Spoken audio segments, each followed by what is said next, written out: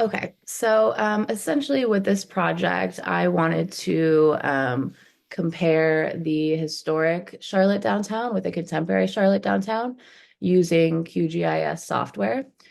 So to do that, my primary sources were the 1911 Sanborn map, as well as the 1911 Charlotte phone book, and then good old Google Maps for our contemporary data. And so in doing this, the computational thinking practices I used was a lot of collecting data, analyzing data, and then ultimately aiming to visualize that all on a map. So we're using different models and figuring out which tools work to best like visualize these patterns. But yeah, so the idea is to just see how kind of urban design has shifted over 100 years. And so we're looking at the same period over time and just essentially plotting data points per the phone book to get an idea of how things have shifted and just sort of get characteristics of each time. So there were some definite clear patterns that came about, and it was nothing particularly revelatory or new, but it was still interesting to see. For one thing, there's a large shift from independent businesses in 1911 to chains in the modern day. And then a very clear visual shift from like a densely populated commerce center downtown to a much more spread out, more like corporate tourist centered downtown. And also, of course, we can see, I think, the shift from walking as a primary form of transportation to cars, which is just a very clear spatial difference. So the basic objectives are just to examine how urban design has shifted in Charlotte, use data pulling practices by consulting archival material, and explore options for visualizing these data points and comparing geographic settings. So as far as the data collection, like I said, I used the Charlotte phone book that I know we have all looked at so much in the past few months. But it was a really clear way to just pull information and plot it. I used the street index primarily. So I was just going through and reading each line. And obviously, this could be done with the entire city, but that would be very, oops, sorry, labor intensive. So I chose to focus on Tryon Street because it was such a main street of downtown in both 1911 and the modern day. Um, so I'm pulling addresses from here as far as extracting the data points. And then I wanted to categorize them so that we could further get an idea of like shifting patterns. Um, and I was able to do that easily enough using the phone book because next to each address and name, we get, a basic description. So we can see here that this is a physician, this is a bank, this is a store. So the categorization came easily enough.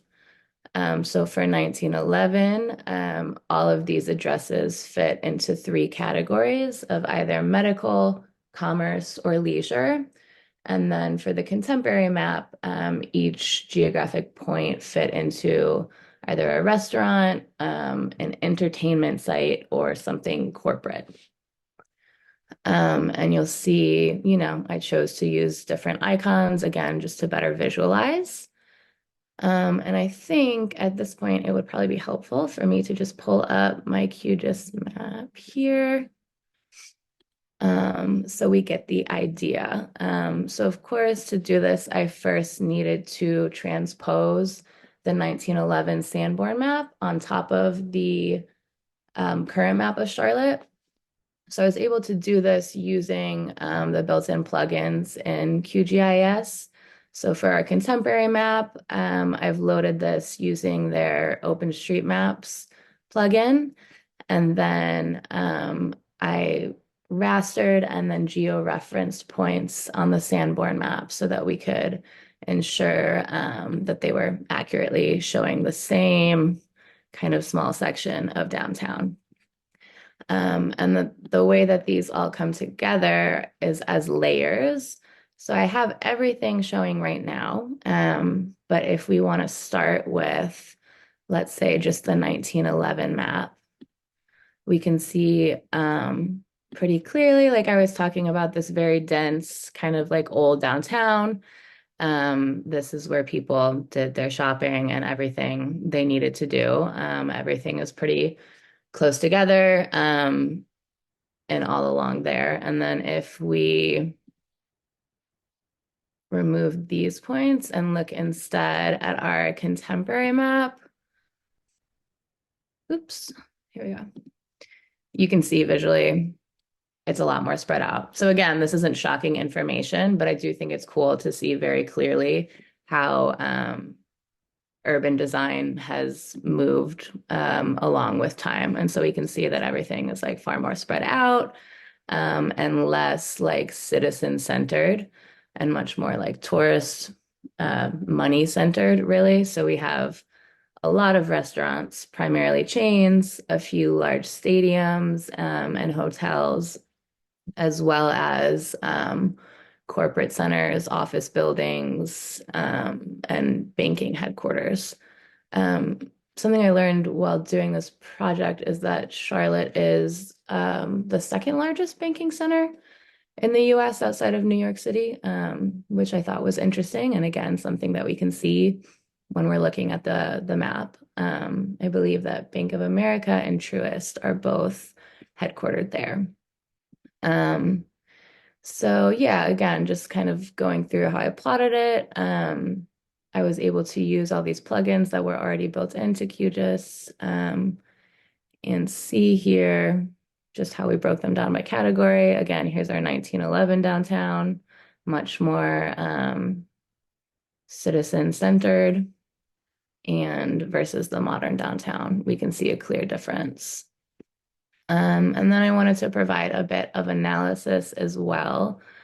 So there were a few buildings that, or rather sites that appeared really clearly in each one.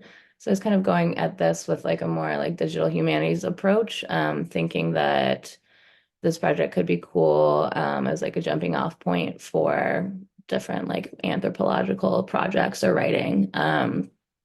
There's one building in particular that is on the corner of Tryon on Trade Street right here. So in 1911, it was the Independence Building, and I believe it was Charlotte's first skyscraper. And in 2024, now it is 101 Independence Center. So the building is completely different.